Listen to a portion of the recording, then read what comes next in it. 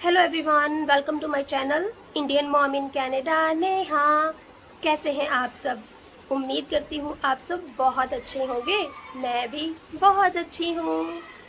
तो आज मैं जो ये वीडियो बना रही हूँ, मैं अपनी मदर टंग में बनाऊँगी and I hope you all guys will like it. और ਅੱਜ जिन्ना नाल मैं ਤੁਹਾਨੂੰ ਮਿਲਾਉਣ जा रही हाँ, बहुत ਉੱਚੀ ਸੱਚੀ ਸੁੱਚੀ ਸ਼ਖਸੀਅਤ, ਜਿਨ੍ਹਾਂ ਦਾ ਸਰਪ੍ਰਾਈਜ਼, ਜਿਨ੍ਹਾਂ ਦਾ ਲੋਗੋ ਕੀ ਹੈ, ਤੁਸੀਂ ਉਹਨਾਂ ਦੇ ਆਪਣੇ ਮੂੰਹ ਤੋਂ ਹੀ ਸੁਣ ਸਕਦੇ ਹੋ।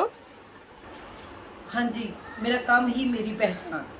ਵਾਓ, ਤੁਸੀਂ ਇੱਕ ਵਾਰ ਹੋਰ ਬੋਲ ਸਕਦੇ ਹੋ? हाँ, मेरा काम ही मेरी पहचान। Good, great. ਹਾਂਜੀ, ਤਾਂ ਦੇਖੋ, ਜਿਨ੍ਹਾਂ ਦਾ ਲੋਗੋ ਹੀ ਇੰਨਾ ਚੰਗਾ ਹੈ, ਉਹਨਾਂ ਦੇ ਵਿਚਾਰ ਕਿੰਨੇ ਸੱਚੇ ਤੇ ਉੱਚੇ ਹੋਣਗੇ। ਤੇ ਹੁਣ ਮੈਂ ਚਾਹੁੰਦੀ ਹਾਂ ਕਿ ਉਹ ਆਪਣਾ ਨਾਮ ਦੱਸਣ ਤੇ ਫਿਰ ਅਸੀਂ ਇਸ ਇੰਟਰਵਿਊ ਨੂੰ, ਇਸ ਵਿਚਾਰ ਨੂੰ ਅੱਗੇ ਵਧਾਵਾਂਗੇ ਤੇ ਇਹਨਾਂ ਦੇ ਵਿਚਾਰ ਸੁਣਾਂਗੇ ਤੇ ਬਹੁਤ ਕੁਝ ਸਿੱਖਣ ਨੂੰ ਮਿਲੂਗਾ ਆਪਾਂ ਨੂੰ ਅੱਜ ਸਾਰਿਆਂ ਨੂੰ। ਤਾਂ ਚਲੋ ਜੀ, ਆਪਾਂ ਇਹਨਾਂ ਦੇ ਬਾਰੇ ਕੁਝ ਜਾਣਦੇ। हाँ जी, सत श्री अकाल जी। मेरा नाम डॉक्टर हरप्रीत कौर खालसा। मैं जिंदगी च बदलने ਲਈ ਸ਼ੁਰੂ ਤੋਂ ਲੈ ਕੇ ਹੁਣ ਤੱਕ ਬਹੁਤ ਸੰਘਰਸ਼ ਕੀਤਾ ਤੇ ਅੱਜ ਮੈਂ ਜਿਸ ਮੁਕਾਮ ਤੇ ਪਹੁੰਚੀ ਹਾਂ, ਇੱਕ ਮਿਹਨਤ ਦੇ ਨਾਲ ਪਹੁੰਚੀ ਹਾਂ।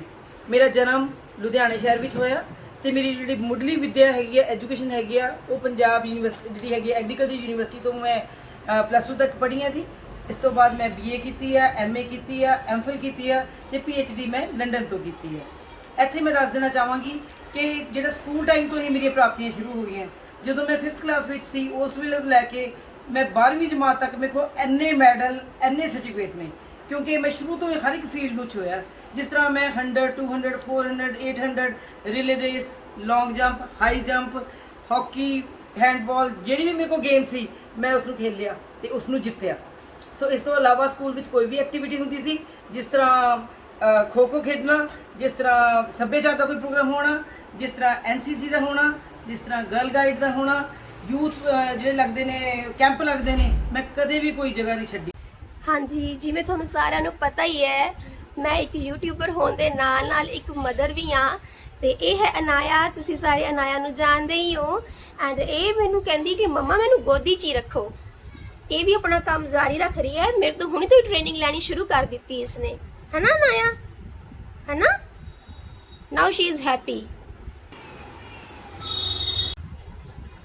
ਤਾਂ ਹਾਂਜੀ, ਅੱਜ ਅਸੀਂ ਜਿਸ ਸ਼ਖਸੀਅਤ ਦਾ ਇੰਟਰਵਿਊ ਲੈ ਰਹੇ ਹਾਂ, ਉਹਨਾਂ ਦਾ ਸੋਹਣਾ ਜਿਹਾ ਪਿਆਰਾ ਜਿਹਾ ਨਾਂ ਹੈ ਡਾਕਟਰ ਹਰਪ੍ਰੀਤ ਕੌਰ ਖਾਲਸਾ। ਤਾਂ ਦੇਖੋ ਜੀ, ਡਾਕਟਰ ਆਪਣੇ ਆਪ 'ਚ ਇੱਕ ਬਹੁਤ ਵੱਡੀ ਉਪਾਧੀ ਹੈ। ਤਾਂ ਮੇਰੇ ਨਾਲ ਤੁਸੀਂ ਸਾਰੇ ਵੀ ਜਾਣਨਾ ਚਾਹੁੰਦੇ ਹੋਵੋਗੇ ਕਿ ਇਹਨਾਂ ਨੇ ਇਹ ਡਿਗਰੀ ਕਿੱਥੋਂ ਲਈ ਤੇ ਕੀ ਸੋਚਿਆ ਇਹਨਾਂ ਨੇ ਤੇ ਕੀ ਕੀਤਾ। ਤਾਂ ਚਲਿਏ ਜੀ, ਆਪਾਂ ਉਹਨਾਂ ਤੋਂ ਹੀ ਪੁੱਛਦੇ ਹਾਂ, ਉਹਨਾਂ ਦੀ ਜ਼ੁਬਾਨੀ। ਚਲੋ ਜੀ, ਪੁੱਛਦੇ ਹਾਂ ਫਿਰ। हाँ जी, मेरे फादर ਦਾ ਬਸੰਤ ਸਿੰਘ ਖਾਲਸਾ, ਜੋ ਕਿ ਐਜੂਕੇਸ਼ਨ ਮਿਨਿਸਟਰ ਰਹੇ ਨੇ, ਹੈਲਥ ਮਿਨਿਸਟਰ ਪੰਜਾਬ ਰਹੇ ਨੇ, MP ਰਹੇ ਨੇ, MLA ਰਹੇ ਨੇ। ਲੁਧਿਆਣੇ ਨੂੰ ਅਸੀਂ ਬਿਲੋਂਗ ਕਰਦੇ ਸੀ ਤੇ ਮੇਰੀ ਜਦੋਂ MPhil ਖਤਮ ਹੋਈ ਤਾਂ ਮੇਰੇ ਫਾਦਰ ਨੇ ਕਿਹਾ ਕਿ ਮੇਰੇ ਫਾਦਰ ਚਾਹੁੰਦੇ ਸੀਗੇ ਕਿ ਮੈਂ ਕੋਈ ਵਿਲੱਖਣ ਸਬਜੈਕਟ ਦੇ ਉੱਤੇ PhD ਕਰਾਂ। ਸੋ ਜਿਹੜੀ ਪੰਜਾਬ ਯੂਨੀਵਰਸਿਟੀ ਦੇ ਗਾਈਡ ਸੀਗੇ ਡਾਕਟਰ ਦਰਸ਼ਨ ਸਿੰਘ, ਉਹਨਾਂ ਨੇ ਮੈਨੂੰ ਕਿਹਾ ਕਿ ਤੈਨੂੰ ਇੱਕ, ਹਾਂਜੀ, ਡਾਕਟਰ ਦਰਸ਼ਨ ਸਿੰਘ ਨੇ ਮੈਨੂੰ ਬਹੁਤ ਵਧੀਆ ਇੱਕ ਸਬਜੈਕਟ ਦਿੱਤਾ ਜਿਹੜਾ UK ਨਾਲ ਰਿਲੇਟਡ ਸੀਗਾ। ਪਹਿਲਾਂ ਤਾਂ ਮੈਨੂੰ ਇਸ ਬਾਰੇ ਕੋਈ ਜਾਣਕਾਰੀ ਨਹੀਂ ਸੀ। ਸਿੱਖ ਵਸਤਾਂ ਤੇ ਯਾਦਗਾਰਾਂ, ਇਹ ਸਬਜੈਕਟ ਸੀ ਮੇਰਾ। ਸਿੱਖ ਰੈਲਿਕਸ ਐਂਡ ਮੋਨੂਮੈਂਟ ਇਨ UK। ਸੋ ਉਹਦੇ ਲਈ ਮੈਨੂੰ ਇੰਗਲੈਂਡ ਜਾਣਾ ਪੈਣਾ ਸੀ, 3 ਸਾਲ ਲਈ ਉੱਥੇ ਰਹਿਣਾ ਪੈਣਾ ਸੀ। ਸੋ ਇਹ ਮੇਰੇ ਲਈ ਬਹੁਤ ਵੱਡੀ ਇੱਕ ਚੈਲੰਜ ਸੀ, ਕਿਉਂਕਿ ਉਸ ਟਾਈਮ ਸਾਡੇ ਬਾਹਰਲੇ ਮੁਲਕ ਵਿੱਚ ਕੋਈ ਵੀ ਨਹੀਂ ਸੀ। ਸੋ ਮੇਰੇ ਫਾਦਰ ਨੇ ਬਹੁਤ ਹਿੰਮਤ ਦੇ ਨਾਲ ਮੈਨੂੰ UK ਭੇਜਿਆ। ਉੱਥੇ ਮੈਂ ਬ੍ਰਿਟਿਸ਼ ਮਿਊਜ਼ੀਅਮ ਦੇ ਵਿੱਚ, ਕਿਉਂਕਿ 1947 ਵਿੱਚ ਜਦੋਂ ਜਿਹੜੇ ਅੰਗਰੇਜ਼ ਸੀ ਉਹ ਲੁੱਟ ਕੇ ਸਾਰਾ ਸਮਾਨ ਇੰਗਲੈਂਡ ਲੈ ਗਏ ਸੀ, ਤਾਂ ਸਾਰੀਆਂ ਲਿਸਟਾਂ ਇੰਗਲੈਂਡ ਬ੍ਰਿਟਿਸ਼ ਮਿਊਜ਼ੀਅਮ ਵਿੱਚ ਪਈਆਂ ਸੀ। ਸੋ ਪਹਿਲੀ ਵਾਰੀ ਇਹ ਮੈਨੂੰ ਇੰਨਾ ਇੰਟਰਸਟਿੰਗ ਟੌਪਿਕ, ਇਹ ਹਿਸਟਰੀ ਦਾ ਵੀ ਟੌਪਿਕ ਆ, ਇਹ ਪੰਜਾਬੀ ਦਾ ਵੀ ਟੌਪਿਕ ਆ, ਇਹ ਧਾਰਮਿਕ ਟੌਪਿਕ ਆ। ਸੋ ਸਾਡੀਆਂ ਬਹੁਤ ਸਾਰੀਆਂ ਵਸਤੂਆਂ ਬ੍ਰਿਟਿਸ਼ ਮਿਊਜ਼ੀਅਮ ਵਿੱਚ ਪਈਆਂ ਨੇ। ਜਿਸ ਤਰ੍ਹਾਂ ਆਪਾਂ ਨੂੰ ਸਿਰਫ ਇਹੀ ਪਤਾ ਹੈ ਕਿ ਇੱਕ ਕੁਰਸੀ ਪਈ ਆ ਉੱਥੇ, ਇੱਕ ਹੀਰਾ ਪਿਆ ਉੱਥੇ, ਇਸ ਤੋਂ ਇਲਾਵਾ ਸਾਨੂੰ ਕੁਝ ਨਹੀਂ ਪਤਾ। ਪਰ ਜਦ ਮੈਂ ਖੋਜ ਕਰਨ ਨਿਕਲੀ, ਪੂਰੇ ਇੰਗਲੈਂਡ ਦਾ ਪੱਤਾ ਪੱਤਾ ਮੈਂ ਛਾਣ ਮਾਰਿਆ। ਹਰ ਥਾਂ 'ਤੇ ਮੈਂ ਪਹੁੰਚੀ, ਹਰ ਮਿਊਜ਼ੀਅਮ ਦੇ ਵਿੱਚ ਮੈਂ ਪਹੁੰਚੀ, ਹਰ ਉਸ ਗੁਰਦੁਆਰੇ ਵਿੱਚ ਪਹੁੰਚੀ ਜਿੱਥੇ ਸਿੱਖਾਂ ਦੀਆਂ ਯਾਦਾਂ ਨੇ। ਬਹੁਤ ਸਾਰਾ ਮੈਨੂੰ ਮਟੀਰੀਅਲ ਪ੍ਰਾਈਵੇਟ ਕਲੈਕਟਰਸ ਦੇ ਘਰਾਂ ਤੋਂ ਕਲੈਕਟ ਕਰਨਾ ਪਿਆ। ਪ੍ਰਾਈਵੇਟ ਕਲੈਕਟਰ ਤੋਂ ਮਤਲਬ ਜਦੋਂ ਇੰਗਲੈਂਡ ਦੇ ਵਿੱਚ ਆਕਸ਼ਨ ਲੱਗਦੀ ਆ, ਹਰ ਸਾਲ ਆਕਸ਼ਨ ਲੱਗਦੀ ਆ ਤੇ ਥੋੜ੍ਹੀਆਂ ਜਿਹੀਆਂ ਚੀਜ਼ਾਂ ਦੀ ਨਿਲਾਮੀ ਹੁੰਦੀ ਹੈ। ਉਹ ਨਿਲਾਮੀ ਬਹੁਤ ਸਾਰੀਆਂ ਕੀਮਤ ਲੈ ਕੇ ਲੋਕ ਜਿਹੜੇ ਹੈਗੇ ਨੇ ਉਹ ਉਥੋਂ ਖਰੀਦ ਕੇ ਆਪਣੇ ਘਰਾਂ ਵਿੱਚ ਰੱਖ ਲੈਂਦੇ ਨੇ, ਕਿਉਂਕਿ ਉਹ ਆਪਣੇ ਘਰ ਦਾ ਸ਼ਿੰਗਾਰ ਬਣਾਉਣਾ ਚਾਹੁੰਦੇ ਨੇ। ਸੋ ਇਹ ਆਪਣੀ ਇੱਕ ਧਾਰਮਿਕ ਮਤਲਬ ਜਿਹੜੀ ਚੀਜ਼ ਹੈ ਲੋਕਾਂ ਦੇ ਘਰਾਂ ਦੇ ਵਿੱਚ ਪਈ ਸੀ। ਸੋ ਇਸ ਨੂੰ ਆਪਾਂ ਪ੍ਰਾਈਵੇਟ ਕਲੈਕਟਰ ਕਹਿੰਦੇ ਆ। ਸੋ ਮੈਨੂੰ ਇੱਕ ਤੋਂ ਬਾਅਦ ਅੱਗੇ ਤੋਂ ਅੱਗੇ ਪਤਾ ਲੱਗਦਾ ਰਿਹਾ ਤੇ ਪੂਰੇ ਇੰਗਲੈਂਡ ਦੇ ਵਿੱਚ ਇਸ ਟੌਪਿਕ ਨੂੰ ਰਿਸਰਚ ਕਰਨ ਲਈ ਮੈਨੂੰ ਲਗਭਗ 3 ਸਾਲ ਦੇ 3 ਸਾਲਾਂ ਦੇ ਵਿੱਚ ਮੈਂ ਐਡਾ ਵੱਡਾ ਇੱਕ ਗ੍ਰੰਥ ਲਿਖਿਆ, ਜਿਸ ਨੂੰ ਮੈਂ ਲਿਆ ਕੇ ਪੰਜਾਬ ਯੂਨੀਵਰਸਿਟੀ ਵਿੱਚ ਸਬਮਿਟ ਕਰਾਇਆ ਤੇ ਇਸ ਤਰ੍ਹਾਂ ਮੈਨੂੰ ਡਾਕਟਰ ਦੀ ਡਿਗਰੀ ਹਾਸਲ ਹੋਈ। ਹਾਂਜੀ, ਮੈਂ PhD ਕਰਨ ਤੋਂ ਬਾਅਦ ਵਾਪਸ ਆਈ ਤੇ ਵਾਪਸ ਆ ਕੇ ਇੱਕ ਟ੍ਰੈਜੇਡੀ ਹੋਈ ਕਿ ਮੇਰੇ ਫਾਦਰ ਦਾ ਐਕਸੀਡੈਂਟ ਵਿੱਚ ਡੈਥ ਹੋ ਗਈ। ਸੋ ਇਹ ਬਹੁਤ ਇੱਕ ਇਹੋ ਜਿਹਾ ਮਾਹੌਲ ਸੀ, ਮੇਰਾ ਉੱਭਰਨਾ ਬਹੁਤ ਮੁਸ਼ਕਲ ਸੀ ਕਿਉਂਕਿ ਮੈਂ ਛੋਟੀ ਹੋਣ ਕਰਕੇ ਲਾਡਲੀ ਸੀ। ਸੋ ਜਿਹੜਾ ਮੈਂ PhD ਕਰਨ ਤੋਂ ਬਾਅਦ ਮੈਨੂੰ ਜਦੋਂ ਮੈਂ ਹਿਸਟਰੀ ਦਾ ਟੌਪਿਕ ਪੜ੍ਹਦੀ ਸੀ ਉਹਦੇ ਵਿੱਚ ਰਾਣੀਆਂ ਰਾਜੇ ਹਿਸਟਰੀ ਦਾ ਤੁਹਾਨੂੰ ਪਤਾ ਟੌਪਿਕ ਦੇ ਵਿੱਚ ਇਹ ਸਾਰਾ ਕੁਝ ਆਉਂਦਾ ਹੈ, ਤਾਂ ਉਹ ਸਾਰਾ ਮੈਟਰ ਅਲੱਗ ਕੱਢਦੀ ਰਹੀ। ਸੋ ਇਸ ਤਰ੍ਹਾਂ ਮੈਨੂੰ ਲਿਖਣ ਦੀ ਵੀ ਆਦਤ ਪੈ ਗਈ। ਮੈਂ ਐਜ਼ ਏ ਪੰਜਾਬੀ ਰਾਈਟਰ ਬਣ ਕੇ ਵੀ ਉੱਭਰੀ ਹਾਂ ਤੇ ਮੈਂ ਰਾਜ ਰਾਣੀਆਂ ਦੀ ਬੁੱਕ ਲਿਖੀ, ਜਿੰਨੀਆਂ ਵੀ ਰਾਣੀਆਂ ਆਈਆਂ। ਸਿੱਖ ਧਰਮ ਦੀ ਬੀਬੀਆਂ ਜਿੰਨੀਆਂ ਆਈਆਂ ਉਹਨਾਂ ਬਾਰੇ ਵੀ ਬੁੱਕ ਲਿਖੀ, ਜਿੰਨੀਆਂ ਜੈਨ ਧਰਮ ਦੀਆਂ ਆਈਆਂ, ਬੁੱਧ ਧਰਮ ਦੀਆਂ ਆਈਆਂ, ਹਿੰਦੂ ਦੀਆਂ ਆਈਆਂ, ਜਿੰਨੀਆਂ ਵੀ ਬੀਬੀਆਂ ਆਈਆਂ, ਜਿੰਨੀਆਂ ਵੀ ਔਰਤਾਂ ਆਈਆਂ ਮੇਰੇ ਪੜ੍ਹਨ ਦੇ ਵਿੱਚ, ਮੈਂ ਉਹਨਾਂ ਬਾਰੇ ਪੰਜਾਬੀ ਦੀ ਬੁੱਕਸ ਲਿਖੀ। ਤਾਂ ਹਾਂਜੀ ਹਰਪ੍ਰੀਤ ਮੈਮ, ਤੁਸੀਂ ਇੰਨੀਆਂ ਸਾਰੀਆਂ ਬੁੱਕਸ ਲਿਖੀਆਂ ਨੇ।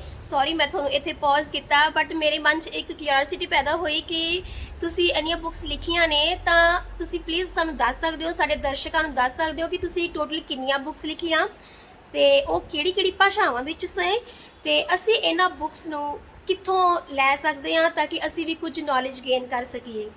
ਮੈਮ, ਜਿਸ ਤਰ੍ਹਾਂ ਤੁਹਾਨੂੰ ਪਤਾ ਮੈਂ MA ਪੰਜਾਬੀ, MPhil ਪੰਜਾਬੀ ਤੇ PhD ਵੀ ਪੰਜਾਬੀ ਦੇ ਵਿੱਚ ਕੀਤੀ ਹੈ। ਭਾਵੇਂ ਮੇਰਾ ਸਬਜੈਕਟ ਲੰਡਨ ਦੇ ਵਿੱਚ ਸੀ, ਪਰ ਮੈਂ ਨਰੋਲ ਪੰਜਾਬੀ ਦੇ ਵਿੱਚ ਹੀ ਸਾਰਾ ਕੁਝ ਕੀਤਾ।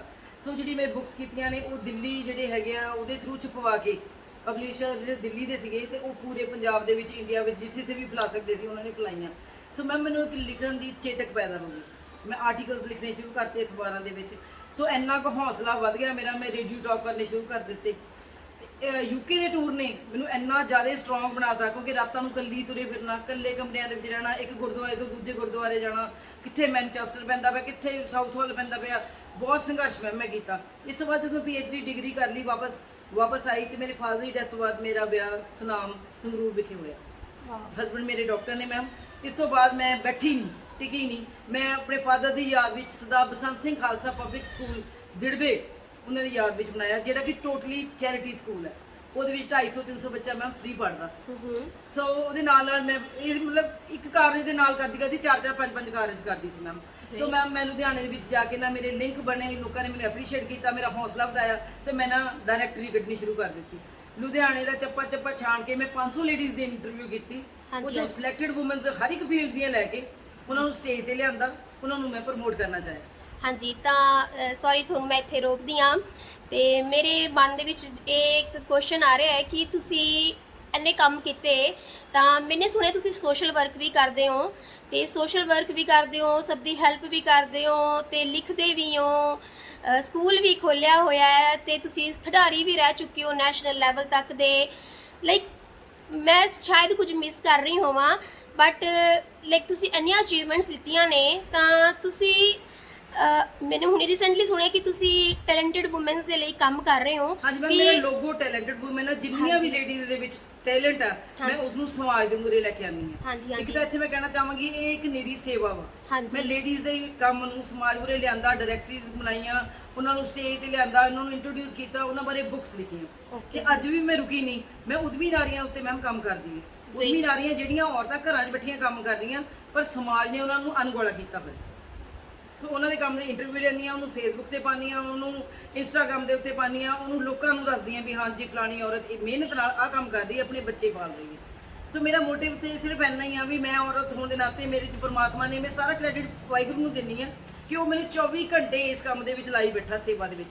ਮੈਂ ਇਹ ਇੱਥੇ ਕਹਿਣਾ ਚਾਹਾਂਗੀ ਕਿ ਕੋਈ ਵੀ ਕੰਮ ਮੈਮ ਮੈਨੂੰ ਕਿਹਾ ਜਾਵੇ ਜਾਂ ਮੈਨੂੰ ਪਤਾ ਲੱਗੇ, ਮੈਂ ਅੱਗੇ ਹੋ ਕੇ ਕਰਦੀ ਹਾਂ ਤੇ ਪਰਮਾਤਮਾ ਮੇਰਾ ਉਹਦਾ ਸਾਥ ਦਿੰਦਾ। ਜਿਸ ਤਰ੍ਹਾਂ ਤੁਸੀਂ ਹੁਣ ਕੁੜੀਆਂ ਦੇ ਵਿਆਹ ਹੀ ਲੈ ਲਓ, ਮੈਂ ਪਿੰਡ ਦੇ ਵਿੱਚ ਮੈਮ ਸਕੂਲ ਖੋਲ੍ਹਿਆ ਹੋਇਆ, ਉੱਥੇ ਜਿਹੜੀਆਂ ਫ੍ਰੀ ਬੱਚਿਆਂ ਨੂੰ ਪੜ੍ਹਾਉਂਦੀਆਂ ਉਹਨਾਂ ਦੀਆਂ ਮਾਵਾਂ ਆ ਕੇ ਦੱਸਦੀਆਂ ਨੇ ਕਿ ਸਾਡੇ ਕੋਲ ਕੋਈ ਪੈਸਾ ਨਹੀਂ, ਤੇ ਵਾਹਿਗੁਰੂ ਮੈਨੂੰ ਇੰਨੀ ਬਖਸ਼ਿਸ਼ ਦਿੰਦਾ ਕਿ ਮੇਰੇ ਇੰਨੇ ਕੁ ਸੈੱਲ ਬਣ ਗਏ ਨੇ, ਮੇਰੇ ਇੰਨੇ ਕੁ ਸੋਰਸ ਬਣ ਗਏ ਨੇ। ਮੈਂ ਮਿੰਟਾਂ ਸਕਿੰਟਾਂ ਵਿੱਚ ਮੈਮ ਸਮਾਨ ਇਕੱਠਾ ਕਰਦੀ ਹਾਂ, ਕਿਸੇ ਦੀ ਧੀ ਭੈਣ ਨੂੰ ਗੁਰਦੁਆਰੇ ਵਿੱਚ ਲਾਵਾਂ ਕਰਕੇ ਅਸੀਂ ਚਾਹ ਪਾਣੀ ਪਿਲਾ ਕੇ। ਤਾਂ ਜੀ ਦੇਖੋ, ਮੈਮ ਨੇ ਬਹੁਤ ਸਾਰੇ ਵਿਆਹ ਕਰਵਾਏ ਨੇ, ਬਹੁਤ ਸਾਰੇ ਚੰਗੇ ਕੰਮ ਕੀਤੇ ਨੇ, ਟੈਲੈਂਟਡ ਵੂਮਨਸ ਦੀ ਹੈਲਪ ਕਰਦੇ ਨੇ, ਉਹਨਾਂ ਨੂੰ ਸਮਾਜ ਦੇ ਅੱਗੇ ਲੈ ਕੇ ਆਉਂਦੇ ਨੇ, ਉਹਨਾਂ ਦੀਆਂ ਪ੍ਰੋਬਲਮਸ ਸੁਣਦੇ ਨੇ। ਤਾਂ ਇਹ ਗਟਸ ਇਹਨਾਂ ਵਿੱਚ ਇੰਨੇ ਹੈਗੇ ਨੇ ਤੇ ਇਹ ਸਾਰਾ ਕ੍ਰੈਡਿਟ ਪ੍ਰਮਾਤਮਾ ਨੂੰ, ਵਾਹਿਗੁਰੂ ਨੂੰ ਦਿੰਦੇ ਨੇ। ਇਹ ਇਹਨਾਂ ਦੀ ਸਪਿਰਿਟ ਮੈਨੂੰ ਬਹੁਤ ਚੰਗੀ ਲੱਗੀ, ਕਿਉਂਕਿ ਦੇਖੀਏ ਪ੍ਰਮਾਤਮਾ ਦੀ ਰਜ਼ਾ ਤੋਂ ਬਿਨਾ ਇੱਕ ਪੱਤਾ ਵੀ ਨਹੀਂ ਹਿੱਲਦਾ। ਤੁਸੀਂ ਇਸ ਗੱਲ ਨਾਲ ਤਾਂ ਸਹਿਮਤ ਹੋਵੋਗੇ ਹੀ। ਤੇ ਅਸੀਂ ਮੈਮ ਬਾਰੇ ਕੁਝ ਹੋਰ ਵੀ ਜਾਣਨਾ ਚਾਹੁੰਦੇ ਹਾਂ ਕਿ ਉਹ ਕੀ ਕਰਦੇ ਨੇ, ਤੇ ਉਹਨਾਂ ਨੇ ਇਸ ਵਿਆਹ ਦੇ ਲਈ ਇੱਕ ਸੰਸਥਾ ਬਣਾਈ ਹੋਈ ਹੈ ਜਾਂ ਫਿਰ ਉਹ ਇਕੱਲੇ ਚਲਾ ਰਹੇ ਨੇ ਜਾਂ ਉਹਨਾਂ ਦਾ ਕੋਈ ਹੋਰ ਵੀ ਸਾਥ ਦੇ ਰਿਹਾ ਹੈ। ਤਾਂ ਚਲੋ ਜੀ, ਆਪਾਂ ਇਸ ਬਾਰੇ ਥੋੜਾ ਜਿਹਾ ਹੋਰ ਚਾਨਣ ਪਾਉਂਦੇ ਹਾਂ ਤੇ ਉਹਨਾਂ ਤੋਂ ਪੁੱਛਦੇ ਹਾਂ। ਹਾਂਜੀ, ਮੈਂ ਇੱਥੇ ਦੱਸਣਾ ਚਾਹਾਂਗੀ ਕਿ ਮੇਰੀ ਕੋਈ ਸੰਸਥਾ ਨਹੀਂ ਹੈ, ਮੇਰਾ ਕੋਈ ਸਾਥੀ ਨਹੀਂ ਹੈ, ਮੈਨੂੰ ਕੋਈ ਸਾਥ ਦੇਣ ਵਾਲਾ ਨਹੀਂ ਹੈ। ਉਹ ਸੱਚੇ ਪਾਤਸ਼ਾਹ ਪਰਮਾਤਮਾ ਮੈਨੂੰ ਬਖਸ਼ਿਸ਼ ਕਰਦਾ।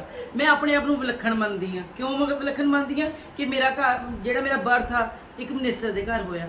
ਮੇਰਾ ਜਿਹੜਾ ਜਨਮ ਆ ਉਹ 1 ਜਨਵਰੀ ਨੂੰ ਹੋਇਆ ਤੇ ਮੇਰੇ ਸਿਰਫ ਇੱਕ ਕਿਡਨੀ ਹੈ। ਸੋ ਇੱਕ ਕਿਡਨੀ ਦੇ ਬਾਵਜੂਦ ਵੀ ਮੈਨੂੰ ਪਰਮਾਤਮਾ ਨੇ ਇੰਨੀਆਂ ਬਖਸ਼ਿਸ਼ਾਂ ਦਿੱਤੀਆਂ ਨੇ, ਮੈਂ ਜਿਹੜੇ ਕੰਮ ਨੂੰ ਹੱਥ ਲਾਉਂਦੀ ਹਾਂ ਮੈਮ, ਉਹ ਪੂਰਨ ਹੁੰਦਾ ਵਾ। ਚਾਹੇ ਮੈਮ, ਤੁਹਾਨੂੰ ਮੈਂ ਇੱਥੇ ਦੱਸਣਾ ਚਾਹਾਂਗੀ ਕਿ ਮੈਂ UK ਦੇ ਟੂਰ ਤੋਂ ਬਾਅਦ ਅਮਰੀਕਾ ਗਈ। ਤਾਂ ਮੈਮ ਡਿਫਰੈਂਟ ਕੰਟਰੀਆਂ ਦੇ ਵਿੱਚ ਗਏ ਨੇ। ਤਾਂ ਇੱਕ ਕੁਐਸਚਨ ਹੋਰ ਮੇਰੇ ਮਨ ਦੇ ਵਿੱਚ ਆ ਰਿਹਾ ਹੈ ਕਿ ਤੁਸੀਂ ਇਹਨਾਂ ਕੰਟਰੀਆਂ ਵਿੱਚ ਕਿਉਂ ਗਏ ਤੇ ਉੱਥੇ ਜਾ ਕੇ ਕੀ ਕੀਤਾ, ਹੈ ਨਾ ਜੀ? ਤਾਂ ਆਪਾਂ ਹੁਣ ਇਹ ਪੁੱਛਦੇ ਹਾਂ। ਜਿਸ ਤਰ੍ਹਾਂ ਮੈਮ ਮੈਨੂੰ UK ਜਾਣ ਤੋਂ ਬਾਅਦ ਅਮਰੀਕਾ ਵੀ ਜਾਣ ਦਾ ਮੌਕਾ ਮਿਲਿਆ। ਸੋ ਮੈਮ, ਮੈਂ ਗੁਰਦੁਆਰਿਆਂ ਵਿੱਚ ਸਿੱਖ ਧਰਮ ਬਾਰੇ ਬੋਲਦੀ ਸੀ। ਜਦੋਂ ਮੈਂ ਬੋਲਦੀ ਸੀ ਤੇ ਲੋਕੀ ਸੁਣ ਹੋ ਜਾਂਦੇ ਸੀ। ਲੋਕੀ ਸੁਣਦੇ ਸੀ ਕਿ ਸਾਡੇ ਸਿੱਖ ਧਰਮ ਦਾ ਜਿਹੜਾ ਸਮਾਨ ਆ ਉਹ ਕਿੱਥੇ ਪਿਆ, ਕਿ ਹਲੇ ਵੀ ਕਲਗੀ ਪਈ ਹੈ, ਕਿ ਹਲੇ ਗੁਰੂ ਗੋਬਿੰਦ ਸਿੰਘ ਜੀ ਦੇ ਖੜਾਵਾਂ ਪਈਆਂ ਨੇ, ਕਿ ਊਧਮ ਸਿੰਘ ਦਾ ਸਾਰਾ ਸਮਾਨ ਪਿਆ, ਕੀ ਸਮਾਨ ਸਾਡਾ UK ਦੇ ਵਿੱਚ ਪਿਆ। ਤੇ ਮੈਂ ਉਹਨਾਂ ਨੂੰ ਬਹੁਤ ਵਧੀਆ ਤਰੀਕੇ ਨਾਲ ਦੱਸਦੀ ਸੀ ਕਿ ਜਿਹੜੀ ਸਾਡੀ ਹਿਸਟਰੀ ਆ ਹਲੇ ਵੀ ਇਕੱਠੀ ਨਹੀਂ ਹੋਈ, ਹਲੇ ਵੀ ਰੁਲ ਰਹੀ ਆ, ਹਲੇ ਵੀ ਉਹਦਾ ਕੋਈ ਇੰਨਾ ਵਧੀਆ ਮਿਊਜ਼ੀਅਮ ਨਹੀਂ ਬਣਿਆ ਜਿਹਦੇ ਵਿੱਚ ਅਸੀਂ ਉਹ ਸਾਰਾ ਸਮਾਨ ਪ੍ਰਾਈਵੇਟ ਕਲੈਕਟਰਸ ਤੋਂ ਲੈ ਕੇ ਉਹਨੂੰ ਉੱਥੇ ਸੁਰੱਖਿਅਤ ਕਰ ਸਕੀਏ। ਸੋ ਮੈਮ, ਮੈਂ ਤੇ ਝੂਠ ਨਹੀਂ ਬੋਲਣਾ ਚਾਹਾਂਗੀ। ਮੈਂ ਬਹੁਤ ਸਾਰੀਆਂ ਲੈਟਰਸ UK ਤੋਂ ਰਹਿ ਕੇ ਸਰਕਾਰਾਂ ਨੂੰ ਵੀ ਲਿਖੀਆਂ ਕਿ ਕਿੱਥੇ ਕਿਹੜਾ ਸਮਾਨ ਪਿਆ ਕਿ ਤੁਸੀਂ ਖਰੀਦ ਸਕਦੇ ਹੋ। ਬਹੁਤ ਸਾਰੀਆਂ ਆਰਗੇਨਾਈਜੇਸ਼ਨ ਦਾ ਸਾਨੂੰ ਗੱਲਾਂ ਕਰਨ ਦਾ ਮੌਕਾ ਮਿਲਿਆ, ਤਾਂ ਪਰ ਉਹ ਗੱਲਾਂ ਹੀ ਰਹਿ ਗਈਆਂ। ਕਿਸੇ ਨੇ ਉਹ ਸਮਾਨ ਉਹਨਾਂ ਪ੍ਰਾਈਵੇਟ ਕਲੈਕਟਰਸ ਤੋਂ ਨਹੀਂ ਖਰੀਦਿਆ। ਅੱਜ ਜਾ ਕੇ ਮੈਮ, ਜਦੋਂ ਮੇਰਾ 5ਵਾਂ 6ਵਾਂ 7ਵਾਂ ਗੇੜਾ ਮੇਰਾ UK ਵਿੱਚ ਵੱਜਦਾ, ਜਦੋਂ ਉੱਥੇ ਆਕਸ਼ਨ ਹੁੰਦੀ ਹੈ, ਮੈਨੂੰ ਜਾਣ ਦਾ ਮੌਕਾ ਮਿਲਦਾ, ਉੱਥੇ ਸਰਦਾਰ ਰਜਿੰਦਰ ਸਿੰਘ ਪੁਰੇਵਾਲ ਨੇ, ਜਿਨ੍ਹਾਂ ਨੇ ਕੀਮਤੀ ਸਮਾਨ ਨੂੰ ਇਕੱਤਰ ਕਰਨ ਲਈ ਇੱਕ ਮਿਊਜ਼ੀਅਮ ਦਾ ਬਣਾਉਣ ਦੀ ਹਿੰਮਤ ਕੀਤੀ ਹੈ। ਸੋ ਉਹਨਾਂ ਨੂੰ ਸਲੂਟ ਆ, ਉਹਨਾਂ ਨੂੰ ਸਲਾਮ ਆ ਕਿ ਸਾਡੇ ਸਿੱਖ ਧਰਮ ਦਾ ਬਹੁਤ ਸਾਰਾ ਸਮਾਨ, ਤੋਪਾਂ ਤੋਂ ਲੈ ਕੇ ਕਿਰਪਾਨਾਂ ਤੋਂ ਲੈ ਕੇ, ਹੈ ਨਾ, ਸਿੱਕਿਆਂ ਤੋਂ ਲੈ ਕੇ, ਸ਼ਸਤਰਾਂ ਤੋਂ ਲੈ ਕੇ, ਵਸਤਰਾਂ ਤੋਂ ਲੈ ਕੇ, ਬਾਬਾ ਜੀ ਦੀਆਂ ਬਿਰਧ ਬੀੜਾਂ ਤੋਂ ਲੈ ਕੇ, ਸਾਡੀਆਂ ਸਿੱਖ ਪੇਂਟਿੰਗਸ ਤੋਂ ਲੈ ਕੇ ਬਹੁਤ ਸਾਰਾ ਸਮਾਨ ਮੈਮ ਉਹਨਾਂ ਨੇ UK ਵਿੱਚ ਰੱਖਿਆ ਹੋਇਆ ਵਾ।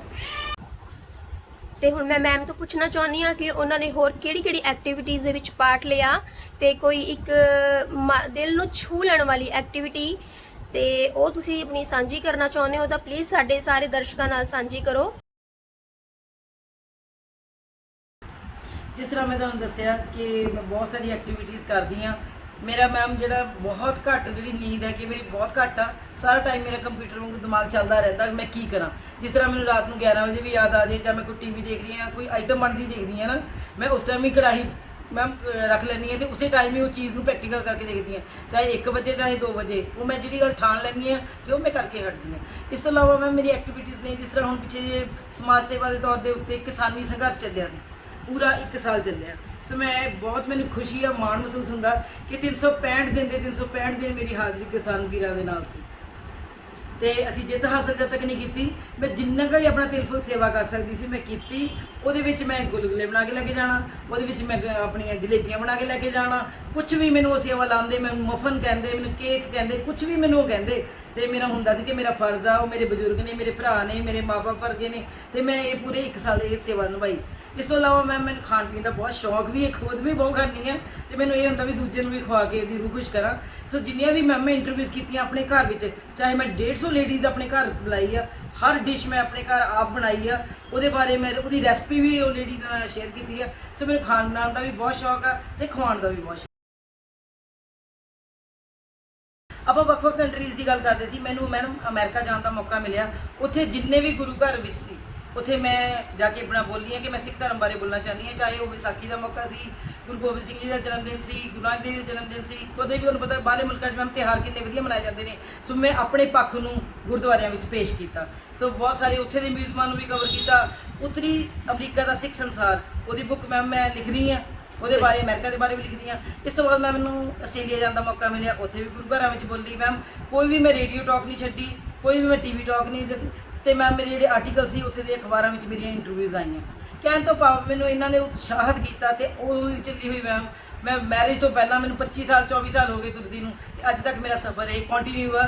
ਹਰ ਇੱਕ ਥਾਂ ਦੇ ਉੱਤੇ ਜਾ ਕੇ ਮੈਮ ਮੈਂ ਇਟਲੀ ਗਈ ਹਾਂ, ਜਰਮਨ ਗਈ ਹਾਂ, ਰੋਮ ਗਈ ਹਾਂ, ਫਰਾਂਸ ਗਈ ਹਾਂ, ਆਸਟਰੀਆ ਗਈ ਹਾਂ, ਵਿਆਨਾ ਗਈ ਹਾਂ, ਨਿਊਜ਼ੀਲੈਂਡ ਗਈ ਹਾਂ। ਸਾਰੇ ਕੰਟਰੀਆਂ ਵਿੱਚ ਜਾਣ ਦਾ ਮੌਕਾ ਮਿਲਿਆ। ਬਹੁਤ ਖੂਬਸੂਰਤ ਕੰਟਰੀਆਂ ਨੇ, ਬਹੁਤ ਪਿਆਰ ਮਿਲਿਆ, ਬਹੁਤ ਸਤਿਕਾਰ ਮਿਲਿਆ। ਮੈਨੂੰ ਅਵਾਰਡ ਮਿਲਦੇ ਸੀ ਮੈਮ, ਮੈਨੂੰ ਸਨਮਾਨਿਤ ਕੀਤਾ ਜਾਂਦਾ ਸੀ ਸਾਊਥ ਹਾਲ ਦੇ ਵਿੱਚ ਮੈਨੂੰ, ਕਿਉਂਕਿ ਬਿਕੋਜ਼ ਮੈਂ ਪਹਿਲੀ ਕੁੜੀ ਸੀ ਜਿਹਨੇ ਇੰਨਾ ਵਧੀਆ ਸਿੱਖ ਧਰਮ ਦੇ ਉੱਤੇ ਕੰਮ ਕੀਤਾ।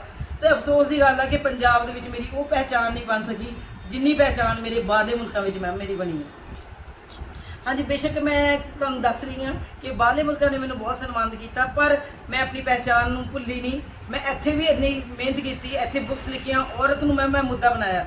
ਉਹਦੀ ਹਰ ਪ੍ਰੋਬਲਮ ਨੂੰ ਮੈਂ ਸੋਲਵ ਕਰਨ ਲਈ ਅੱਗੇ ਆਈ ਹਾਂ। ਉਹਨਾਂ ਦੀ ਇੰਟਰਵਿਊਜ਼ ਕਰਨ ਨੂੰ ਅੱਗੇ ਆਈਆਂ, ਉਹਨਾਂ ਦੇ ਵਿਆਹਾਂ ਔਰਤਾਂ ਦੇ, ਉਹਨਾਂ ਨੂੰ ਸਿਲਾਈ ਮਸ਼ੀਨਾਂ ਵੰਡਣ ਦੇ ਵਿੱਚ। ਕਹਿਣ ਤੋਂ ਭਾਵ ਕੋਈ ਵੀ ਮੈਨੂੰ ਮੈਮ ਕੋਈ ਔਰਤ ਮਿਲ ਜੇ ਜਿਹੜੀ ਦੁਖਿਆਰੀ ਹੋਵੇ, ਵਾਹਿਗੁਰੂ ਦੀ ਬਖਸ਼ਿਸ਼ ਦੇ ਨਾਲ ਮੈਂ ਜਿੰਨੀ ਵੀ ਉਹਦੀ ਸੇਵਾ ਕਰ ਸਕਦੀ ਹਾਂ ਉਨੀ ਘੱਟ ਹੈ।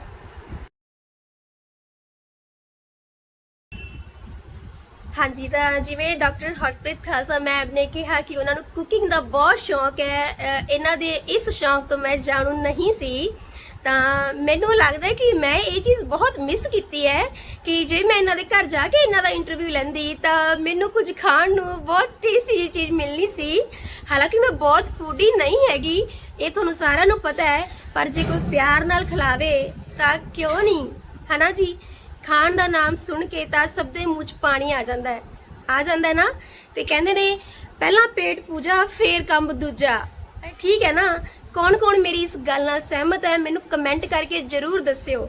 ਤੇ ਕਹਿੰਦੇ ਵੀ ਨੇ ਕਿਸੇ ਵੀ ਬੰਦੇ ਨੂੰ ਅਗਰ ਖੁਸ਼ ਕਰਨਾ ਹੋਵੇ ਨਾ ਤਾਂ ਉਹਨੂੰ ਪਹਿਲਾਂ ਇੱਕ ਚੰਗਾ ਜਿਹਾ ਖਾਣਾ ਖਵਾ ਦਿਓ, ਫਿਰ ਉਹਦੀ ਰੂਹ, ਉਹਦੀ ਆਤਮਾ ਖੁਸ਼ ਹੋ ਜਾਂਦੀ ਹੈ ਨਾ। ਤਾਂ ਚਲੋ ਜੀ, ਫਿਰ ਆਪਾਂ ਹੋਰ ਇਸ ਗੱਲ ਨੂੰ ਅੱਗੇ ਵਧਾਉਂਦੇ ਹਾਂ। ਤੇ ਮੈਂ ਮੈਮ ਤੋਂ ਪੁੱਛਣਾ ਚਾਹੁੰਦੀ ਹਾਂ ਕਿ ਇਹ ਦਿਨ ਮੇਰੀ ਲਾਈਫ 'ਚ ਕਦੋਂ ਆਊਗਾ ਜੋ ਮੈਨੂੰ ਮੌਕਾ ਮਿਲੂਗਾ ਤੁਹਾਡੇ ਹੱਥ ਦਾ ਇੱਕ ਸਵਾਦ ਜਾਂ ਖਾਣਾ ਖਾਣ ਦਾ ਜਾਂ ਕੋਈ ਅੱਛੀ ਜਿਹੀ ਡਿਸ਼ ਖਾਣ ਦਾ। ਹਾਂਜੀ ਮੈਮ, ਮੈਂ ਇਹ ਕਹਿਣਾ ਚਾਹਾਂਗੀ ਮੈਮ ਮੇਰਾ ਕਸੂਰ ਨਹੀਂ ਹੈ। ਜਿਹੜੀ ਵੀ ਲੇਡੀ ਦੀ ਇੰਟਰਵਿਊ ਕੀਤੀ ਆ ਤੇ ਉਹਨੂੰ ਮੈਂ ਜ਼ਰੂਰ ਡਿਸ਼ ਬਣਾ ਕੇ ਖਵਾਈ ਆ। ਤੁਸੀਂ ਮੈਨੂੰ ਲੇਟ ਮਿਲੇ ਹੋ, ਬਿਲਕੁਲ ਐਂਡ ਦੇ ਵਿੱਚ ਮਿਲੇ ਹੋ, ਸੋ ਇਹਦਾ ਮੇਰਾ ਫਾਲਟ ਆ। ਪਰ ਮੈਂ ਤੁਹਾਨੂੰ ਪ੍ਰੋਮਿਸ ਕਰਦੀ ਹਾਂ ਕਿ ਮੈਂ ਕੈਨੇਡਾ ਮੈਨੂੰ ਨਾ ਆਉਣਾ ਪਵੇ ਤੇ ਤੁਹਾਨੂੰ ਜ਼ਰੂਰ ਡਿਸ਼ ਬਣਾ ਕੇ ਤੁਹਾਡੀ ਮਨਪਸੰਦ ਖਵਾਉਂਗੀ। ਤੇ ਤੁਹਾਡਾ ਥੈਂਕ ਯੂ, ਇੰਨਾ ਜ਼ਿਆਦਾ ਥੈਂਕ ਯੂ ਕਰਦੀ ਹਾਂ ਕਿ ਤੁਸੀਂ ਵੀ ਇੱਕ ਸਮਾਜ ਦਾ ਕੰਮ ਕਰ ਰਹੇ ਹੋ, ਤੁਸੀਂ ਵੀ ਲੋਕਾਂ ਦੀ ਭੁੱਖ ਨੂੰ ਪੂਰਾ ਕਰ ਰਹੇ ਹੋ। ਕਿਉਂਕਿ ਅੱਜ ਦੀ ਜਿਹੜੀ ਸਮਾਜ ਦੀ ਸਥਿਤੀ ਹੈ ਨਾ, ਚਾਹੇ ਉਹ ਅਮਰੀਕਾ, ਕੈਨੇਡਾ ਕੰਟਰੀ, ਜਿੱਥੇ ਮਰਜ਼ੀ ਬੰਦਾ ਬੈਠਾ ਵਾ ਬੰਦਾ, ਸਾਰੇ ਲੋਕ ਫਰਸਟ੍ਰੇਸ਼ਨ ਨਾਲ ਭਰੇ ਪਏ ਨੇ। ਸੋ ਰਾਹਤ ਲਈ ਸਾਨੂੰ ਚੰਗੀਆਂ ਗੱਲਾਂ ਦੀ ਲੋੜ ਆ। ਇਹ ਸਾਡੀ ਭੁੱਖ ਆ, ਇਹਦੇ ਨਾਲ ਸਾਡਾ ਮਨ ਭਰਦਾ, ਇਹਦੇ ਨਾਲ ਸਾਨੂੰ ਖੁਸ਼ੀਆਂ ਮਿਲਦੀਆਂ ਨੇ ਕਿਸੇ ਚੰਗੀ ਚੀਜ਼ ਨੂੰ ਦੇਖ ਕੇ। ਗੱਲਾਂ ਇਹ ਨਹੀਂ ਕਿ ਤੁਸੀਂ ਮੇਰੀ ਇੰਟਰਵਿਊ ਲਈ ਇਹਦੇ ਤੋਂ ਲੋਕਾਂ ਨੂੰ ਚੰਗਾ ਲੱਗਦਾ, ਤੁਸੀਂ ਇੰਟਰਵਿਊ ਲੈ ਰਹੇ ਹੋ ਤੇ ਇਹ ਵੀ ਮੇਰੇ ਮਨ ਦੀ ਬਹੁਤ ਖੁਸ਼ੀ ਆ ਕਿ ਇਹੋ ਜਿਹੇ ਸ਼ਖਸ ਸਮਾਜ ਦੇ ਵਿੱਚ, ਉਹਨਾਂ ਨੂੰ ਸਲੂਟ ਆ, ਉਹਨਾਂ ਨੂੰ ਸਲਾਮ ਆ ਜਿਹੜੇ ਲੋਕਾਂ ਮੂਹਰੇ ਲੈ ਕੇ ਆਉਂਦੇ ਨੇ। Thank you very much. ਤੇ ਇਸੇ ਉਮੀਦ ਨਾਲ ਮੈਂ ਤੁਹਾਡਾ ਧੰਨਵਾਦ ਕਰਦੀ ਹਾਂ ਕਿ ਆਪਾਂ ਕੈਨੇਡਾ ਵਿੱਚ ਜਲਦੀ ਮਿਲਾਂਗੇ। Thank you ma'am.